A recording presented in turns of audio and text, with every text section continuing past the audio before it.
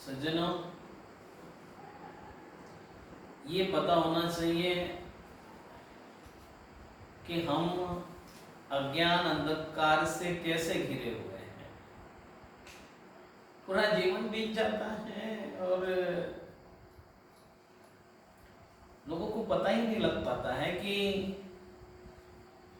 कैसे जीवन आया और कैसे जीवन चला गया। एक छोटी सी घटना से अपनी बात प्रारंभ कर रहा हूं। एक बुजुर्ग महिला स्ट्रीट लाइट के नीचे खड़ी होकर के कुछ ढूंढ रही थी। वहां से शाम का समय था, लाइट जल रही थी, लाइट की रोशनी थी, मर्क्यूरी लाइट जो जलती है सड़कों पर। तो वो वहां से 2-3 लोग निकले। उन्होंने पूछा उनसे, अम्मा से, कि क्या क्या खोज रही हो। उस बुजुर्ग महिला ने कहा कि मैं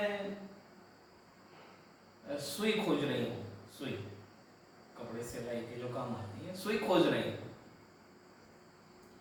उन्होंने सोचा कि बुजुर्ग महिला है, ये अकेली खोज रही है, हमें भी मदद करनी चाहिए। वो लोग भी मदद करने लगे। कुछ समय बीता, 2-4-5 मिनट का समय बीता और उन्होंने बड़ी बारीकी से, वो तो पैनी नजर से उसको देखने की कोशिश की, तो वो उनको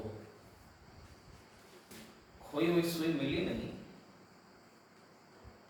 उन्होंने उस बुजुर्ग महिला से पूछा कि यहीं खोई थी ना। उसने कहा कि नहीं, यहां तो नहीं खोई। फिर कब खोई थी? उसने कहा कि तो हो गए कम से कम 6 घंटे हो गए। तो खोई कहाँ थी? उस बुजुर्ग महिला ने कहा कि अरे भाई धीरे बोलो, इतना शोर क्यों मचा रहे हो? उसने कहा कि नहीं, इसलिए पूछ रहे हैं कि आप कह रहे कि 6 घंटे हो गए। अरे भाई सुई खोई कहाँ थी आपकी? उसने कहा घर पे। तो वो जो 3 लोग जो उस बुजुर्ग महिला के साथ में मेहनत कर रहे थे, उन्होंने अपना ही सर अपने माथे पर मारा। उसने कहा कि ये तो यहाँ मिल ही नहीं सकती। उस महिला ने कहा कि क्यों नहीं मिल सकती? क्यों नहीं मिल सकती? मैंने अभी कुछ साधु संतों के प्रवचन सुने, उन्होंने कहा कि मेहनत करने वाले को सब कुछ मिलता है। आप कह रहे हो कि यहाँ मिल ही नहीं सकती? मैं मेहनत कर रही हूं। उन्होंने कहा था कि उजाले में खोजना, प्रकाश में खोजना, प्रकाश में खोई हुई चीज मिल जाती है। उन्होंने कहा कि वो जो आप उपदेश सुनकर के आई हो वो बिल्कुल ठीक है, लेकिन जो पदार्थ जहां पर खोया हुआ है उसे वहीं ढूंढना चाहिए। ऐसा नहीं हो सकता है कि सुई आपके घर पे खो गई हो और आप उसे यहाँ सड़क पर आकर के ढूंढ रही हो। उसने कहा कि तुम्हें खोजना है मेरे साथ तो खोजो, नहीं तो अपना रास्ता नापो। मैंने तुमको तो रोका भी नहीं था। अज्ञान किस तरह से व्याप्त होता है, कैसे व्यापक अपना प्रभाव फैलाता है और कैसे व्यक्ति अज्ञान में जीवन जीता है। तमाम उम्र गुजर गई। कुछ लोगों को तो यही नहीं पता कि हम आए क्यों यहां पर, हमारा लक्ष्य क्या है, हमारा उद्देश्य क्या है, क्या करना है हमको। और जो आदमी बिना उद्देश्य के जीता है, बिना लक्ष्य के जीता है, बिना उद्देश्य के जो जीता है, उसको अगर कोई छोटी मोटी सफलता मिल भी जाए तो उन सफलताओं से जीवन आनंदित नहीं हो पाता है।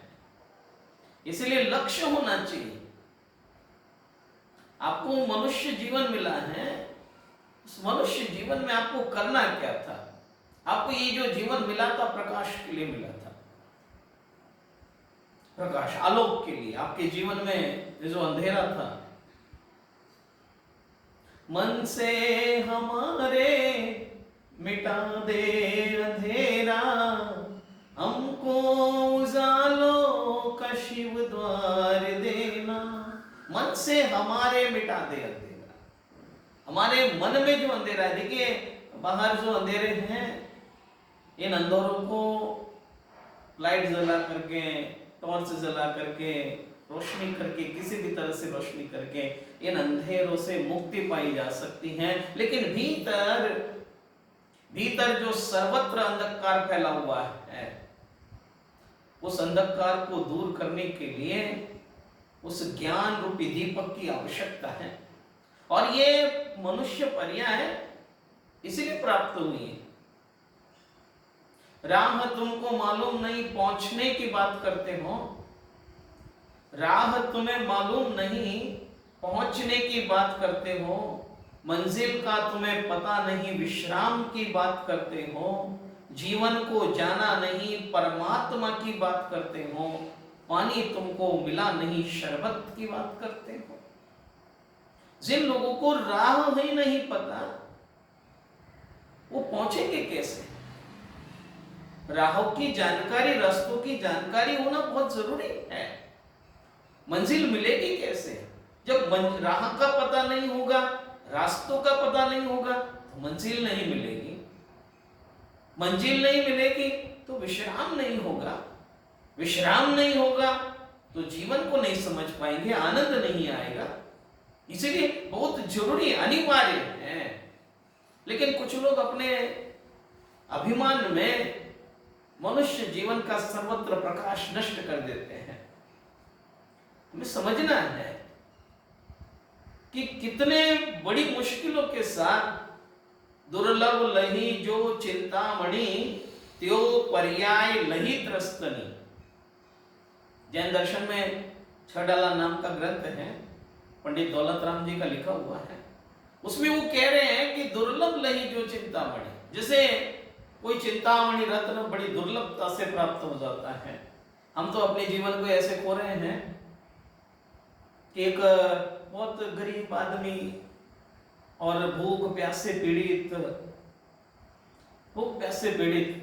और चला जा रहा था।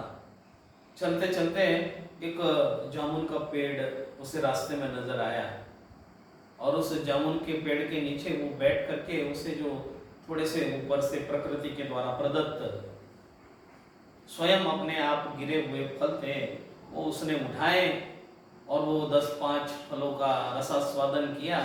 और उसको इतना आनंद आया क्योंकि सच्ची भूख लगी हो, और सच्ची भूख लगने के बाद में अगर कुछ भोजन के लिए मिल जाए तो वो वैसे अमृत होता है। और इसको तो वैसे जामुन मिल गए थे, वो तो वैसे ही अमृत के समान थे।